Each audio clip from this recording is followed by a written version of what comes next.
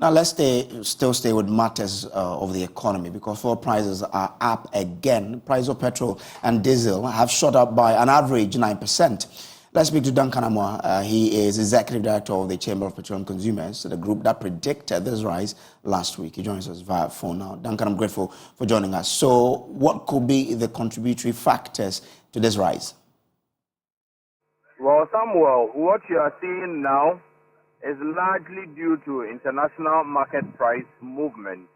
As we speak, just a fortnight ago, a metric ton of petrol diesel that used to hover around $820, $830 a metric is currently doing about $960 a metric. That is quite high. The cedi within the period, I must say, has been relatively stable. So that cannot be attributed to the rise at the pumps currently. And then again, the third variable, which is the taxes. Yesterday, the finance ministry indeed didn't add any more taxes. So what you are seeing now is basically international market price movement that we do have to deal with at this point.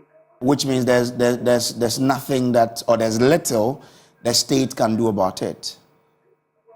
On this, yes, I must say the state can do very little because we do not determine what happens globally as far as fuel price movements are concerned. And so what will happen to pricing globally, that is not within our domain. What is within our domain would be the taxes and then again how the local currency is handled. And I do think that those two haven't done badly over the past fortnight. But is there a possibility that if things probably go out of hand, the government can come in and say, okay, I'm removing so and so taxes from the price build-up? Well, Samuel, that option exists and has all along existed.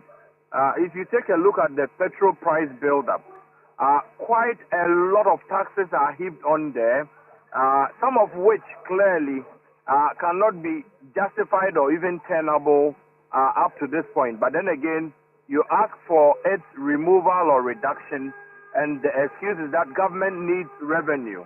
And so, whereas government could have taken some decisions to bring down prices or even stay fuel prices, the excuse has always been that they need revenue. Secondly, one would have expected that the Gold for Oil program will be tailored for moments or times of pricing seasons as these ones.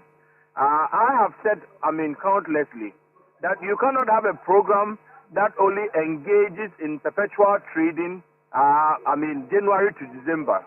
BOS has a certain core mandate to Ghanaians that it has to fulfill. And so whatever happens with BOS, the expectation would have been that whatever products that we get through the Gold for Oil program, BOS can reserve some for times like these when the price variations look quite daunting, so that BOS could step into the market and say, look, we got some just a month ago for 840, 830. Don't worry about pricing at 960 now. We can be able to keep the market for at least 6 weeks. If that was to be done, Ghanaians would have derived a premium benefit from what BOS is engaged in. But as it stands, BOS itself is engaged in active trading, i.e. the Gold for Oil program. And so, whereas the BDCs will have to pay spot price today, BOS is also going to have to pay spot price today. If they had just stocked up just a week or two ago, they could have sustained this market. I do think that our thinking should be channeled to that, so that BOS could serve the core use for which the Ghanaian taxpayer has sustained it up to date. Samuel. Solid proposal, but do we have the capacity to store, enough such that in periods like this, BOS could sustain the old pricing for some weeks? How many weeks can our current capacity have in stock for us? Well, Samuel, if BOS was doing its things optimally, between 6 to 8 weeks we could have, petroleum stock. I have said that not they should go and get stock and leave it for a year. You have pricing, cycles. There are periods where prices are lower or they go down globally. there are periods where they inch up. So buy products when prices are a bit easier on the market, and then store just in case tomorrow, the next week, a month later, prices reverse to the other direction. Then boss could step in and say, look, for 2 weeks, the windows that we do a practice in Ghana is just up to 2 weeks. So if you did for a window, boss can safely sustain all of us without importing a liter further. Unfortunately, boss is actively trading with the gold for oil, and we do think that maybe they need to tinker that program just a little bit so that it can have the optimum benefit that the Ghanaian expects boss to give all of us. Grateful to you for joining us here on our news. That's Duncan Amwa. He is Executive Secretary for COPEC. Now.